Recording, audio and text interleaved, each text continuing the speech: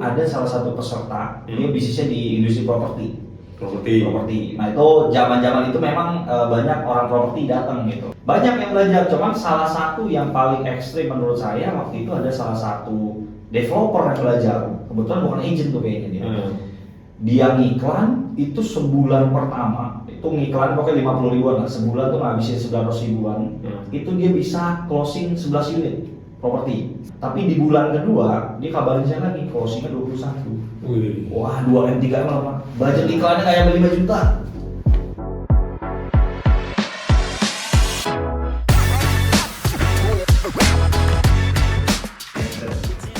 Halo para market researcher, selamat datang di podcast. Rumah bagi Anda yang ingin mendapatkan informasi strategi yang cerdas dan berbasis data. Di podcast ini memberikan teman-teman insight praktis yang bisa langsung diterapkan dalam bisnis. Nah, jika teman-teman seorang pebisnis yang ingin memahami konsumen lebih dalam, atau seorang marketing spesialis, atau marketing entusias, atau bahkan seorang mahasiswa yang tertarik dengan dinamika riset pasar, maka Anda berada di podcast yang tepat. Nah, di episode kali ini kita kedatangan seseorang yang spesial banget, pebisnis kreatif, buka bisnis yang membuktikan bagaimana pemahaman pasar yang kuat dapat membawa promosi bisnisnya menonjol di digital marketing. Kita sambut Mas dan Abdullah. Terima kasih Pak Risto. Assalamualaikum. Terima kasih Pak udah diundang nih. Ya, sama-sama. Kita sering ngobrolnya tapi ini ya nggak langsung ya biasanya. Oke. Nah, mungkin teman-teman udah ada yang kenal sama Mas Abdullah, atau mungkin ada yang kenal lagi, boleh nggak Mas? Sedikit aja. Oke. Tentang Mas. Siap. Kenalin, nama aku Izan Abdullah. Sebenarnya kalau nama lengkap tuh Muhammad Izan Abdullah Pak. Izan ya. Karena kita personal branding kan orang ribet panggil panjang. Sering dipanggil Zan. Cuman kalau orang mungkin kenal aku sekarang punya SPSO. SPSO itu sebenarnya sekolah pengusaha sukses. Jadi bikin acara-acara tentang bisnis, tentang marketing gitu kan. Cuman sekarang lebih seringnya kita bikin kelas ads sih, terutama di Facebook, Instagram. Karena aku pribadi juga udah 5 tahun itu ngajarnya di Facebook, di Instagram dari dulu. Jadi sampai sekarang tuh ya ibaratnya masih kuat sekali namanya itu ya, kita ngajarin Facebook ad, ngajarin Instagram ad, yang dimana lebih banyaknya sekarang ada visioner. Jadi visioner yang bisa kita bilang masih suka technical, masih suka ngurusin ads, dashboard. Nah itu banyak yang belajar sama kita gitu. Oke. Jadi yang diajarin sama Mas apa aja? Ads tadi, atau gimana cara bikin ads yang benar, atau caranya, channelnya, atau gimana? Sebenarnya kalau dari segi belajar, ketika mereka belajar itu yang fokus aku ajarin ya, sebenarnya ketika kita misalnya buka kelas, buka webinar, sebenarnya kita tuh kelas ngajarin setting ads Pak. Gitu. Setting ads, pasang ini, upload. Walaupun pada kejadiannya kita ngajarin marketing juga. Iya kan? Karena kan nggak bisa. Misalnya orang, oke, settingnya gini, dia akan nanya, kok jelek kan gitu. Nah, kita harus mengeluarkan dong dunia marketing kita. Kontennya nggak menarik misalnya, penawarannya nggak bagus misalnya, dan kawan-kawan gitu. Karena di mindset mereka ketika belajar iklan itu ya kita upload, begitu kita upload harusnya jual gitu. Kan realitanya nggak dong. Realitanya kita mesti bikin konten yang nge-hook misalnya, bikin konten yang mungkin penawaran yang menarik misalnya. Nah mereka itu nggak paham hal itu gitu. Terkadang mereka cuma tahu ya upload doang, atau mungkin mereka hanya tahu ya harusnya punya upload cuan gitu. Ya ketika mereka nanya jelek, kita nggak bisa jawab. Ya kan kita ngajarinnya ads doang, kita nggak ngajarin marketing, nggak bisa gitu. Jadi ketika ada visioner yang belajar, biasanya saya juga terjun ke ngajarin dia kayak yang ngejelasin apa tentang gimana sih sebuah iklan itu bekerja dan marketing itu gimana, sehingga mereka paham ketika jelek itu nggak nyalahin ads-nya, nggak nyalahin saya ngajarin gitu, tapi ya produkmu nggak bagus gitu. Kalau misalnya iklanmu nggak bagus, kontenmu, karena mereka mikirnya mungkin let's say kita punya gelas, dia mikir tuh konten iklan tuh ya foto gitu Pak. Jadi benar-benar literally foto produk dia taruh, dia pengen cuan gitu. Ya gitu dah. Jadi yang lebih walaupun ngajarin ads, tapi sesekali ya kalau ada momen-momen peserta yang kayak gitu ya saya harus mau nggak mau ngajarin marketing juga ya. Marketing juga, ada sales juga Pak. Waduh. Karena mereka mikirnya gini Pak, harusnya orangnya udah dateng. Ya closing dong gitu kan, nggak bisa. kita perlu ngeyakinin kalau dia takut ditipu. Ya biasanya saya ngajarin, oh itu dikasih trustnya begini misalnya, mungkin kontennya harus begini segala macam, sehingga ketika dia paham semua konsep itu, ternyata ya iklan ini ya tools kan, saya suka bilang kayak Iklan itu tools. ya, iklan itu kan tools, iklan tuh ya makanya kalau kita prinsipnya udah paham iklan itu gimana, ya marketing kita udah bagus, ini bagus, dicolok iklan langsung bagus. Oke.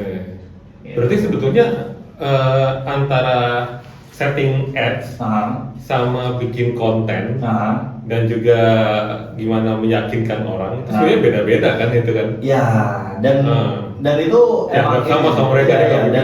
mereka itu apa ya, bisa kita bilang ketika dia ngiklan, mereka tuh mindsetnya tadi upload, setting budget, pokoknya yang di pikiran dia ngiklan tuh settingan, setting interest, umur, ya lokasi, ya itu benar sih Pak, tapi kan kita lebih penting yang tadi lah, marketingnya. Mungkin kalau Clover Research ini ya datanya ada nggak marketnya gitu. Iya. Atau biasanya juga mereka sering ngalamin beberapa kali ketika ngiklan itu Pak, bagus tapi nggak lama jelek lagi gitu. Jadi itu kalau nggak tahu nih, kalau dunia data mungkin market kecil ya. Jadi, begitu dia ngiklan kok bagus bentar, ganti konten lagi, bagus lagi, bentar lagi, jelek lagi. Jadi kayak hal-hal kayak gitulah yang sering terjadi di kita punya murid. Itu berarti sebenarnya coba-coba kan sebetulnya tadi. Ya kan saya coba keluarin bagus, terusin, kalau nggak bagus cari lagi yang lain. Ya bisa dibilang tebak-tebakan, mulai dari judulnya tebak-tebakan, mulai dari mungkin pricingnya tebak-tebakan. Cuman kalau di kita punya peserta lebih sering sih mereka ngetes dari segi konten, kira-kira yang orang punya banyak masalah nih apa. Nah biasanya dia akan ketemu tuh titik iklan dia winning, bahasa kita winning tuh dites rame gitu. Nah itu biasanya ketika ketemu titik satu video atau satu gambar yang mungkin kena lah sama calon marketnya lah, kita bilang kayak gitu. Ya, makanya waktu itu Mas pernah minta bantuan saya ya. Karena memang tebak-tebakan ini ya bisa berhadiah, bisa malah bocor. Betul. Makanya sebenarnya pas tahu market research ini ya menarik juga ya. Kita tebak-tebakan ternyata nggak harus nebak juga. Tanya aja langsung tanya aja langsung kalau suka atau enggak deh. Dia suka nggak ya, dia suka nggak ya gitu. Kayak orang mau lagi PDKT kan, suka atau tembak aja langsung, suka nggak? Oh gitu. Oke. Nah, tapi gimana sih awalnya misalkan Mas jadi melihat bahwa ini ada peluang nih, bisnis di Meta Ads ya, berarti kan ada Facebook, ada Instagram ya. Kenapa kok tiba-tiba udah ada di kolam ini gitu? Oke. Boleh nggak? Apa sih membuat kayak wah ini saya bisa nih kesini? Oke, benar. Nah ini mungkin sedikit cerita. Jadi kalau dulu itu saya Pak awalnya tuh ini nggak peserta, suka ikut workshop, betul. kejadiannya. Nah terus di suatu momen waktu itu saya belajar, nggak sengaja bikin konten sebenarnya. Nggak sengaja bikin konten, niatnya ya karena tentang saya apa tuh kontennya kalau boleh tahu? tentang ads. Dan waktu itu TikTok baru lahir. Jadi dulu saya niatnya saya pokoknya pengen bisa ngiklan, saya nggak mau masuk ke dunia edukasi ngajar, dulunya nggak mau. Begitu konten, kebetulan kontennya flexing dulu. Tentang flexing. Omset lah, orderan banyak lah segala macem. TikTok lagi nge-boosting kita ya pokoknya pengguna lagi di boostingin lah. Begitu saya bikin konten viral. FYP sekian juta, view-nya banyak, permintaan masuk, bikin kelas segala macam. Ya udah, kan kita namanya pebisnis ya, pedagang ya. Wah, opportunity nih. Kalau nggak dibuka sayang, konten udah jadi, video udah viral. Akhirnya dari situlah kita masuk lah, saya mulai masuk, buka kelas ya. Terusan deh sampai sekarang gitu. Cuman berapa tahun udah hampir, kalau dari konten sampai sekarang mungkin ya 4 tahunan. Jadi saya setahun pertama tuh belajar, pelan-pelan tahun keempat bikin konten. Cuman dulu awalnya kontennya sering di TikTok, sekarang pelan-pelan di Reels lah. Di Reels, karena di TikTok udah nggak gitu naik banget. Saya juga belajar konten di sana. Sama kalau di Instagram itu, kalau Pak Aristo tahu ada mini chat yang komen ini nanti saya kirim e-booknya. Itu bisa jadi kayak funneling kita. Itu namanya mini chat ya? Mini chat. Jadi ketika kita pakai funnel kayak gitu tuh jadi lebih enak lah buat mungkin jualan kelas lah, jual e-book lah, jadi funnel. Sedangkan TikTok kan Kalau pengen beli, klik link di bio. Kalau pengen free, klik link di bio. Jadi agak lebih berat lagi untuk kita bisa FYP lah atau mungkin konten naik. Tapi kalau di Instagram, menurutku lebih ya engage-nya lebih kuat banget lah. Engage lebih kuat banget. Iya. Jadi gitulah sampai akhirnya ya sampai sekarang. Sekarang ya. Nah kalau dari situ baru tuh pelan-pelan orang berhasil segala macam, nggak lama lahirlah SPSO. Jadi tujuannya sebenarnya mereka udah bisa ngiklan Pak, mereka udah omset. Biasanya kendala selanjutnya mereka tuh ya gedein bisnis lah. Tim mungkin operasionalnya, budget iklannya nggak kuat, keteteran balesin chat. Karena biasanya yang berhasil ngiklan itu ending daripada masalahnya udah bukan iklan lagi. Oke. Ya itu kan. Ya karena mulai berkembang lah. Jadi masalahnya makin lebih ke ya kayak perusahaan lah ya. Ya betul. Makanya saya bangun SPSO sebenarnya tujuannya tadi untuk tadi. Jadi mereka bisa melihat, mereka bisa belajar nggak cuma sama saya, mereka bisa ketemu mentor A lah, mentor B lah, mentor C. Kalau Pak Aristo tahu awal-awal itu ya teman kita di BNI ya kita undang-undang kan bikin acara.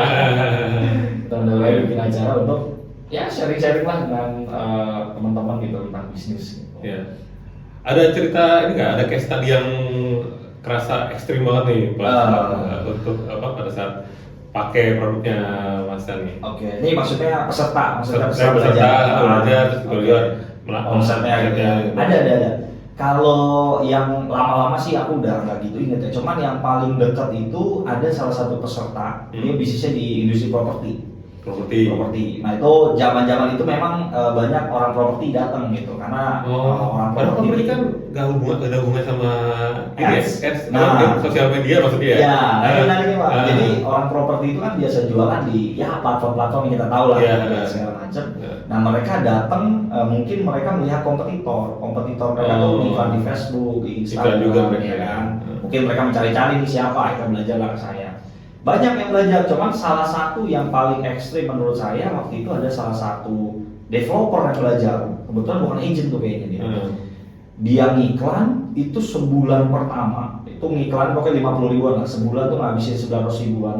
Itu dia bisa closing 11 unit properti. Sebulan doang? Sebulan. Biasanya itu, mereka berapa?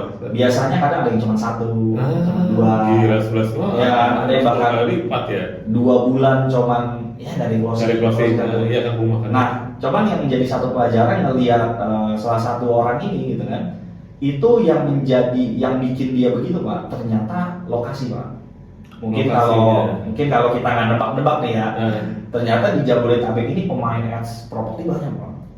Begitu saya tanya, Pak kenapa Bapak beda sendiri, saya bilang. Teman-teman yang lain yang belajar iklan paling closing 1, 2, kenapa Bapak bisa 11? Emang Bapak lokasinya di mana? Ternyata dia bukan di Jabodetabek. Dia main di lokasi yang kalau bisa kita bilang di sana tuh ya dia pemain kompetitor sedikit Pak. Kurang lebih dia jualan rumah apa ya? Subsidi atau apa ya? Yang 160 jutaan gitu Pak. Jadi 11 unit 160 juta kali sekian. Tapi di bulan kedua dia kabarin saya lagi closingnya 21. Wah 2M 3M Pak. Budget iklannya kayak 5 juta. Nah itu menurut saya yang lumayan rada ekstrim, paling gokil karena belajarnya dari nol juga. Bapak-bapak seorang developer tapi bisa berhasil. Cuman pelajarannya yang bisa kita dapat ya tadi, iklan kalau misalnya kompetitornya banyak ya kita saingannya banyak. Benar. Nah begitu saya tanya, ini nggak mungkin nih pasti ada yang beda nih dengan dia, makanya saya beli kan.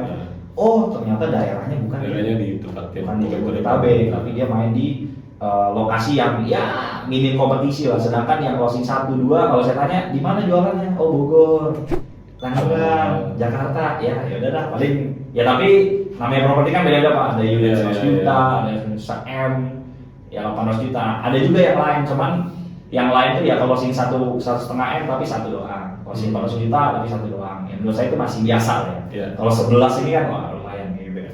Iya. Paling wah menurut saya. Paling wah di situ ya. Paling wah tuh dia. Berarti sebetulnya gimana ya? Kan gini, iklan itu kan dulu kita berpikir iklan itu kan harus kreatif ya. Iya. Dan nggak semua orang kreatif ya. Benar. Gitu kan, sama seperti yang Mas bilang, ini mau gelas mau diiklanin atau begitu aja gitu kan. Jangan kan orang-orang sana, saya juga sama ngerasa nggak kreatif gitu ya iklan. Gimana caranya sih, misalkan orang yang gak kreatif dan juga jarang iklan, tiba-tiba bisa ngiklan dan bagus gitu. Oke. Nah. Orang nggak kreatif, nggak bisa iklan tapi iklan bisa bagus nih. Oke. Sebenarnya ada jawaban simpelnya apa? Apa tuh? Hiring aja. Hiring ya. Hire orang yang bisa ngedit dan bisa bikin konten yang bisa iklan, selesai masalah Pak. Oke. Sebenarnya ya itu kalau mau jalur cepat ya. Jalur cepatnya. Soalnya saya gini Pak, dulu beberapa tahun lalu ketika saya mencoba untuk meng-hire advertiser, maksudnya dalam artian dia bisa ngiklan segala macam, agak sulit dulu Pak, 4 tahun lalu ya. Karena mungkin industrinya belum begitu rame lah, mungkin orang belum banyak belajar segala macam. Terus begitu sekarang ternyata advertiser udah banyak Pak. Kita bikin lowongan aja itu udah banyak banget yang udah yang maksudnya yang ahli-ahli gitu, mereka kerja dengan kita. Tapi mereka kreatif atau enggak, atau cuma Nah, ini masuk ke pertanyaan Pak. Nah, kebanyakan ini pengalaman saya nih pribadi. Biasanya advertiser mereka jagonya teknis Pak. Setting dia tahu, pasang-pasang dia tahu. Tapi ketika ngomongin kreatif, biasanya agak kurang. Pengalaman saya, mungkin di luar sana saya nggak tahu. Pengalaman saya kurang. Nah, kenapa kurang? Karena mereka terbiasa kerja bersama tim. Jadi mereka terbiasa mana kontennya, diupload.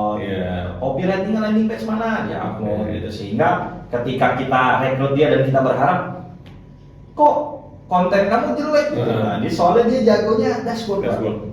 Jagonya dashboard. Nah itu cara singkatnya. Cuman kalau misalnya pengen belajar, ya mau nggak mau yang perlu dipelajarin pertama memang dari segi ads-nya, technical-nya tuh wajib kita pelajari. Technical tuh wajib lah, kayak pasang budget berapa sih, upload gimana sih, ini gimana sih. Nah step kedua untuk bisa iklan kita bagus tuh konten Pak. Nah, cuman kalau kita ngomongin kreatif konten, memang perlu ya sekarang enak lah industrinya, banyak AI Pak. Mungkin nggak tahu nih kalau ada yang nonton podcast aku dan mungkin podcast ini nonton terus pernah kena iklan aku, itu beberapa kontenku udah pakai AI.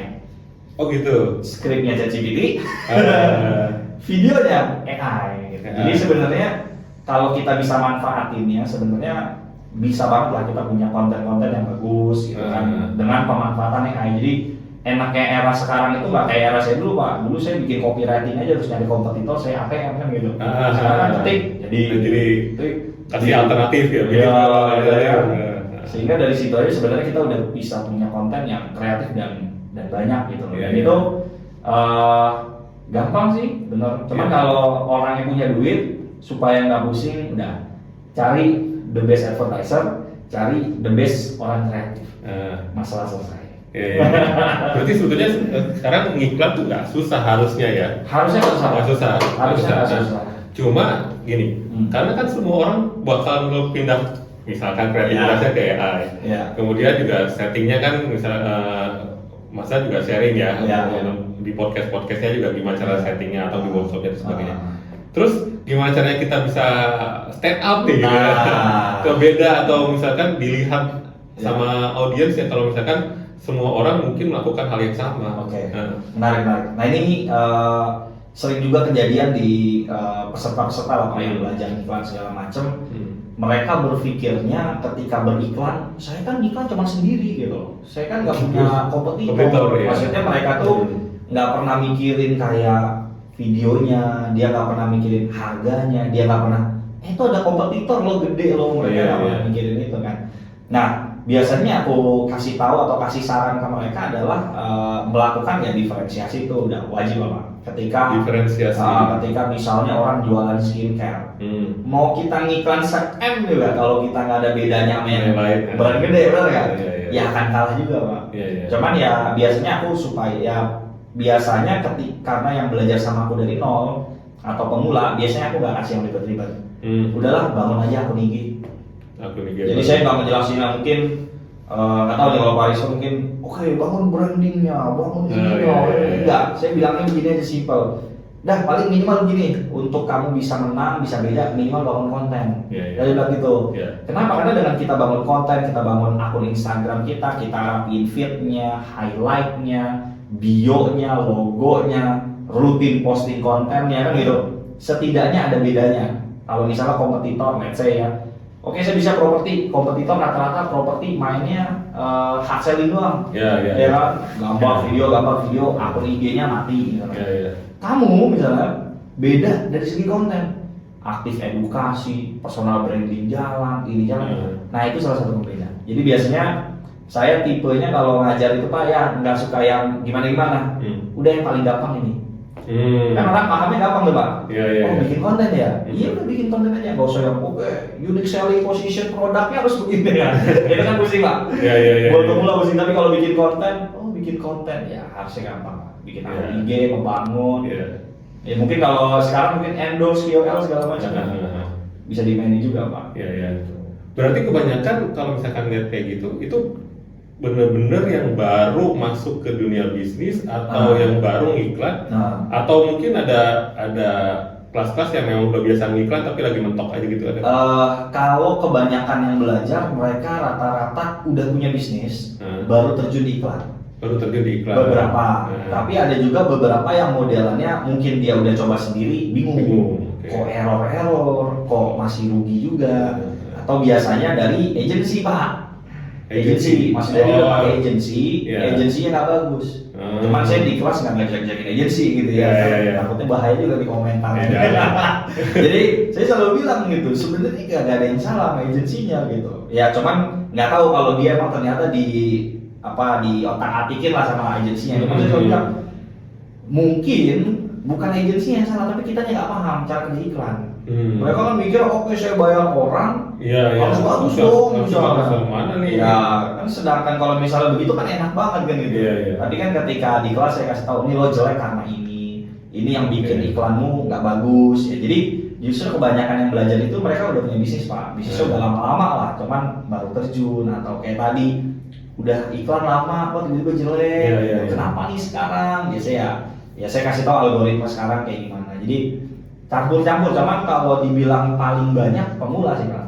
Udah punya bisnis penasaran, ini iklan gimana?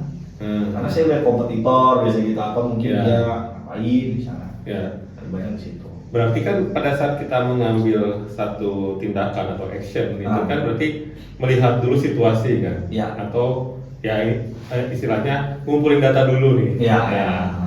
Kalau dari Mas sendiri, gimana sih cara ngumpulin datanya, gimana carinya, dan kemudian implementasinya seperti apa? Jadi pada saat Pasan udah yakin pede bakal melakukan satu hal tuh, untuk Meta Ads ini gimana cara risetnya lah? Menarik nih. Kalau saya ya Pak, mungkin ilmu menerawang Pak. Dukun ya. Karena kita mau ngapain lagi Pak? Mungkin kalau yang biasa kita lakuin kalau nge-research konten ya biasanya ya kalau saya mungkin dari peserta webinar ngomongnya apa. Peserta webinar. Mereka punya list masalahnya apa misalnya gitu. Pain points-nya. Atau mungkin sesekali ya mungkin kita buka di YouTube lah, kita cek video-video kita yang naik apa gitu. Jadi biasanya kalau saya nge-research nggak jauh-jauh, kalau dunianya kalau nggak ya buka IG, buka komenan-komenan di webinar gitu kan. Atau selain itu kan kita punya AI, ChatGPT ya. Cuman kita tahu lah ChatGPT kadang bahasanya kaku, kadang nggak ini juga, dan di situ ya mungkin menjadi kebingungan kita juga gitu kan. Sebenarnya ada nggak sih, makanya dulu saya sempat tanya nih, emang bener bisa kita kan valid datanya orang butuh ini punya ini kan, makanya dulu nanya valid. Jadi ibaratnya masih kayak gitu sih Pak kalau saya melihatnya sebenarnya. Berarti benar-benar lihat dari IG dari iklan-iklan sebelumnya dan sebagainya. Kalau lihat dari IG itu yang dilihat apanya Mas? Kalau dia parameter-parameter yang menyebutkan bahwa ini oke, ini nggak oke dan sebagainya. Kalau dari segi konten iklan biasanya video iklan tersebut menghasilkan banyak penjualan. Cuman kalau Instagram kita ngeliat topiknya Pak. Ya misalnya saya ngomong video reelsnya misalnya ngomong A misalnya, biasanya kita akan ambil itu kita remake. Karena kita ngelihat datanya, wah view-nya jutaan nih, view-nya gede. Harusnya ketika kita remake, kita buat ulang harusnya bagus. Biasanya kita ngelihatnya cuman dari situ doang sih, dan ya biasanya ya kadang bagus, kadang enggak ya. Tadi kan tebak-tebakan terjadi kan. Tidak pasti semua. Mungkin di situ kita bisa masuk sebetulnya. Gimana tuh Pak? Market research itu memang salah satu, kebetulan juga saya dulu banyak pegang iklan, Oke. tapi evaluasi ya, bukan kreativitasnya. Oke, gitu. Nah, oke. dan iklan-iklan yang memang zaman saya dulu Ya. banyak di TV, Oh, gitu. oke. di majalah, di Ya, koran dan ya. sebagainya. Nah, kita juga berkembang untuk ke konten juga. Tapi cara kita melihat iklan tuh waktu dulu tuh ada 3 mas. Ini sedikit aja ya, biar enak. Jadi dilihat pertama dari kita bilang awareness-nya. Oke. Gitu, awareness-nya berapa banyak orang yang tertarik atau Ya. melihat. Yang kedua itu lihat dari engagement-nya. Oke. Engagement itu gimana caranya iklan tersebut engage sama brand kita. Oke. Jadi lihat iklannya langsung espresso yang kebayang, bukan ke kompetitor kan lagi pusing dari itu. Kalau kita bikin iklan yang diingat kompetitor berarti kan kayak kita ngiklanin kompetitor kan. Benar. Yang ketiga impact-nya. Oke. Impact itu ada 2, ada ke image, ada ke purchase. Oke. Nah, jadi nggak selamanya harus purchase sih sebetulnya. Iya. Tapi kalau misalkan ada impact ke image pun bagus. Benar. Karena kan iklan juga kan kita pengen dikasih impression ya. Benar. Nah, biasanya dulu yang diukur 3 itu. Cuma karena dulu TV yang mahal dan terlalu iklan, jadi bikinnya gila-gilaan kan. Biasanya kuat banget gitu. Kalau sekarang kan orang kayak iklan kayak apa ya? Kayak buang gitu, nggak usah mikir gitu ya. Udah jalan gitu. Nah, itu jadi agak berubah sih memang agak berubah. Tapi kalau di evaluasi boleh sih Mas, bisa kayak caranya.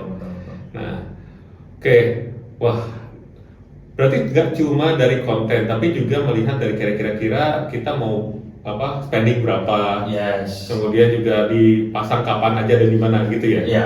Dari scheduling dan sebagainya. Itu ada rumusnya nggak Mas? Dari segi apa nih? Budget? Dari budget. Oke, kalau aku sering bilangnya gini sih Pak, kadang kalau ya mungkin tadi salah satunya ya, karena orang itu ngiklan klik gitu kan, nggak mahal, mungkin nggak market research. Iklan rugi, iklan masalah gitu ya. Masalah gitu kan. Karena mungkin tadi Pak, terlalu gampang untuk iklan. Jadi mungkin orang ya udah asal foto upload segala macam, video upload bagus aman nggak peduli kan ya. Tapi mungkin kalau budgetnya mahal mungkin dipikir-pikir gitu kan, kayak ngomongnya apa kata baik katanya apa. Cuma kalau dari segi budget menurut saya nggak ada masalah Pak. Karena biasanya gini, kita ngeluarin budget kecil aja, kalau marketing kita udah bagus, iklannya bagus Pak. Betul. Marketing ya dalam artian ya mungkin meriset marketnya udah valid, di pasaran butuh, kebutuhannya tinggi segala macam. Mengkomunikasikan dalam video iklan atau gambar iklannya valid, bagus, menarik visualnya, itu iklan kecil aja impact-nya gede Pak. Ya mirip kayak tadi deh properti itu. Teman-teman yang lain ngiklan jutaan closing 1-2, dia ngiklan 1 juta dapat banyak 11 gitu loh. Omsetnya gede. Itu kan kalau kita ngelihat dari segi budgetnya kecil, tapi dia punya market mungkin sepi di sana. Dia punya kompetisi dikit kan gitu. Betul. Makanya kan menarik nih kalau kita bisa, wah bisnis kita jangan di sini nih karena datanya menunjukkan. Masuk nih kalau misalnya. Kalau kita punya datanya, datanya ini banyak. Kalau saya kan, kalau data paling sekelibet kayak tadi Pak. Oh, alumni saya itu yang Jabodetabek biasanya closingnya cuma 2, 3, 1. Tapi kalau main di daerah yang jauh gitu, wah itu closingnya banyak gitu. Itu kalau dari saya ada asumsi luar kan, ada yang beramal gini. Mungkin kalau di cloud research kan bisa lebih valid datanya 100%. Sebetulnya itu bisa gini. Cara kita melihat data sebetulnya dilihat patternnya sih Mas. Aja. Jadi alasan kumpulin data-datanya terus ketemu patternnya tuh, ada benang merahnya kan. Misalkan kalau iklan-iklan yang nggak works sama iklan-iklan yang works, lihat patternnya apa? Oh, iklan works ternyata kayak tadi daerahnya yang agak lebih itu. Nah, itu makanya saya ketemu jawaban tadi ya. Betul, karena melihat oh ini apa nih yang menjadi penghubungnya yang mirip sama masa marketnya kompetitornya nggak terlalu banyak di sana. Betul. Oh iya benar. Tapi mungkin juga pada saat yang lihat yang di Jakarta atau di Jabodetabek yang dalam kutip propertinya udah crowded banget. Selama kita menemukan patternnya mungkin juga akan jadi bagus juga sih. Betul Pak. Biasanya kayak gitu sih. Cuma memang iya betul juga sih Pak Rizal bilang, saya sampai bisa menemukan kalau kompetisi yang dikit dia menang emang banyak datanya sih Pak. Jadi memang data sepenting itu ya ibaratnya kayak Bener-bener. Sampai sih waktu itu ada juga Pak yang dia belajar itu bisnisnya dental.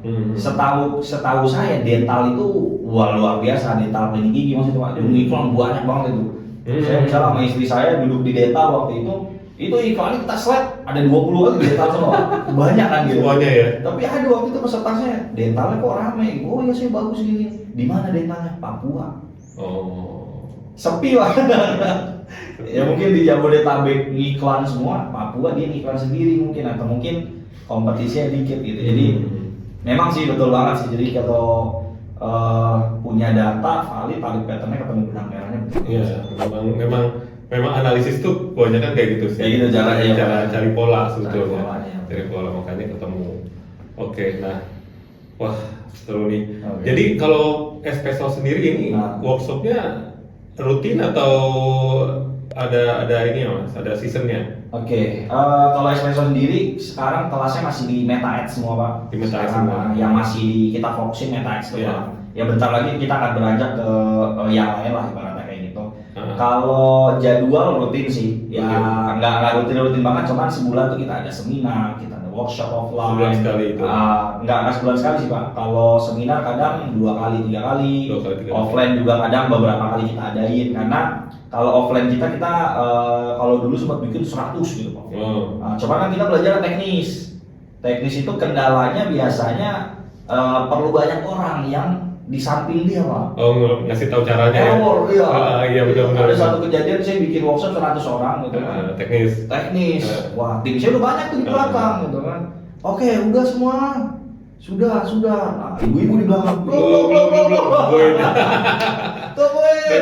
Akhirnya saya jalan dulu ke belakang karena timnya lagi pada sibuk semua kan. Iya. Technical, akhirnya saya bikin sekarang workshopnya nggak rame Pak. Lebih sedikit ya. 15 orang, Jadi 10 orang. Dapet lah ya. Ya, dan di situ mereka lebih nyaman lah ketika belajar dan saya juga begitu ngajar nggak yang panik gimana waktu Iya. 100 saya Pak. Wah, ini gimana caranya? Waktu udah mau habis, Benar, belum itu bisa. belum bisa. Iya kan? Ibu-ibu lagi. Iya. Tak dulu Mas, belum ini. Oh, iya Bu, ayo bantu Iya, dulu. iya. Nah, akhirnya ya saya bikin baru lah. Mungkin ya kayak gitu lah. Jadi workshop kita bikin nggak terlalu rame, orang privat belajar 15 orang, 10 orang. Jadi mereka juga ketika error ya, oh kita bikinin selesai. Oke udah ya, lanjut lagi. Gitu. Jadi kita bikin workshop kayak gitu lah Mas. Iya. Oh, yang waktu di Bandung itu yang teknis bukan? Teknis tuh Pak. Oh, kalau saya kesana, Itu sama tuh Pak, 100 sama juga. 100 orang kan ya, 100 maksudnya orang ya? juga gitu. Jadi modelannya ketemunya selalu kayak gitu ketika terlalu rame ya. Tim kita juga perlu banyak, tapi saya udah nyobain juga tim kita banyak masih inilah namanya teknikal kan, Iya, orang iya. panik lah, mungkin orang pengennya datang udah bisa lah, ternyata namanya Facebook kan Iya, ada iya. error dikit kan bukan salah kita gitu kan, Iya, emang iya. petanya aja gitu. Petanya ya, Iya, masalah ya. iya. Klik begini banner gitu. Orang nggak pernah ini error ini segala macam. Iya. Biasanya karena orang baru belajar banyak paniknya, tapi Iya. ketika kita bikin workshopnya sepi itu nggak terlalu rame, lebih kalem lah. Sama saya biasanya nonton Pak kalau baru mulai gitu. Jangan panik, santai aja.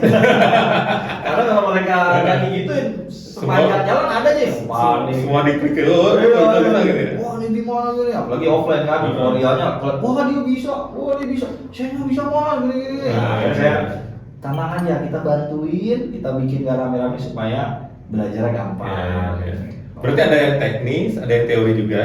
Ada yang campur. aplikasi gitu ya. Ya, aplikatif ya. biasanya saya kalau workshop itu campur semua sih Pak, saya masukin gitu. Jadi teori kita bahas, praktek kita bahas, after iklannya jalan harus ngapain kita bahas. Ya sedikit-sedikit ngomongin marketing lah Pak, kayak supaya menang dari kompetitor, Iya. supaya iklan kita berhasil gitu kan. Karena ya tadi Pak, mindset orang selalu ketika iklan tuh ya teknis harus berhasil. Ya. Realitanya kan kita perlu data, Ya. marketing segala macam. Betul. Itu berarti diajari juga ya bahwa kita tuh nggak cukup dengan teknis aja. Iya. Wah, Itu ada hal lain juga ya. sangat Pak. Jadi biasanya saya teknis itu beberapa jam, tapi ya inilah sedang lah gitu. Cuman saya selalu menekankan teknikal tuh ya udah teknis mah gini-gini aja gitu. Ya. Ngupload, pasang ini, pasang budget, taruh. Sisanya yang perlu difokusin ya marketing tadi gitu loh. Karena kan ibaratnya gini ya Pak, kalau kita ngomong ngiklan itu kan ilmu traffic ya Pak.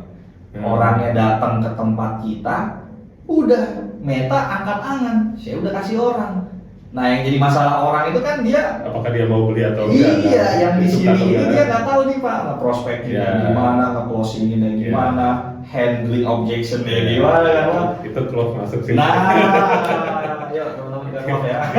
Kita understand konsumennya. Nah, itu. Kalau Mas Gad understand the prosesnya. Nah, betul. Nah. Itu banyak banget sih Pak yang mereka saya lihat ketika lagi belajar mindsetnya masih di iklan adalah oke, sukses segala macam, padahal ya ininya flow ketika orang udah datangnya ini yang orang suka nggak paham gitu. Akhirnya nyalahin iklan lah segala macam, padahal iklannya emang nggak ada masalah gitu. Iklannya ya udah, orang udah datang ya, ibarat kayak endorse loh Pak. Kita kalau endorse artis kan pasti oke, nanti briefnya bikin video begini-begini, nggak ada yang beli. Ini nyalahin artisnya malah diomelin Pak. Tugas itu selesai kan. Kita udah promosiin, nggak ada yang beli ya salah kamu lah. Kamu yang brief kita, kamu yang nyuruh kita ngomong apa, nggak ada yang beli ya salah kamu gitu. Tokomu jelek segala macam kan. Sebenarnya iklan yang sama kan, bisa kita bilang gitu. Makanya banyak lah yang kayak gitu, tapi ya sering berjalan waktu kita edukasi banyak juga yang akhirnya paham, berubah, akhirnya mulai ngomset bisnisnya. Banyak yang datang ke saya bisnisnya omsetnya nol, lagi minus segala macam. Begitu saya jelasin marketingnya gini, akhirnya omset. Selesai belajar omset gitu ya. Alhamdulillah bisa ngebantu. Itu mudah-mudahan berkah ya. Ya amin lah, banyak tuh. Senang juga ada ngelihat mereka, alhamdulillah akhirnya saya gini. Nah, gitu. Jadi ya keluarlah dari mindset teknikal doang. Jadi harus paham marketing yang kita pedagang, pebisnis harus pahami itulah gitu. Iya, harus belajar. Iya. Nah, ini kan Mas San masih expertnya di Meta Ads. Ya. Mau buka lagi iklan di channel lain gitu? Ada. Saat ini belum sih Pak. Saat ini belum. Jadi benar-benar memang ya karena dari dulu sukanya di Meta, jadi sampai sekarang itu masih ya Meta masih suka. Saya suka dengan dashboardnya, karena kayak dulu mungkin begitu belajar itu punya ingatan ya kayak wah seru banget, keren banget gitu. Jadi sampai sekarang masih suka gitu. Kalau channel baru kemungkinan besar ada di Espresso tapi sama mentor lain Pak. Jadi saya nggak akan ubah saya punya personal branding. Udah orang kenal saya Meta Ads. Expert misalnya sebagai SPSO ada saya. Nanti saya di Espresso bakalan undang tuh yang lain Pak, mungkin yang paham TikTok Ads saya undang siapa, yang Google Ads saya undang siapa gitu, sehingga ya tadilah sesuai namanya lah, sekolah pengusaha. Jadi ada si A, ada si B, ada si C, sehingga orang masuk, oke pengen belajar bisnis, pengen belajar marketing di siapa? Espresso. Kalau marketing kontak aja. Wah, kita sama-sama matanya Pak Aks ya. Oke. Terima kasih Mas San atas waktunya. Luar biasa, banyak banget yang kita belajar. Saya juga walaupun lama di marketing, kalau digital marketing harus belajar lagi sih. Nah itu beda tuh ya, digital marketing sama marketing beda banget. Beda banget. Konvensional. Marketingnya mungkin sama, tapi ya tadi settingnya itu gitu yang beda banget. Betul. Gitu. Oke, terima kasih banyak teman-teman. Semoga membantu, semoga juga memberikan inspirasi. Dan kalau misalkan mau belajar langsung sama Mas San, nanti kita tulis di bawah ya kali ya, gimana ke kontaknya ya. Siap. Oke, terima kasih semuanya. Kemudian ini sedikit kenang-kenangan dari kami. Siap. Mudah-mudahan bisa dipakai. Terima kasih. Terima kasih banyak. Terima kasih Pak Risto. Oke, saya tutup. Terima kasih semuanya. Kita ketemu lagi di channel berikutnya. Assalamualaikum warahmatullahi wabarakatuh. Bye.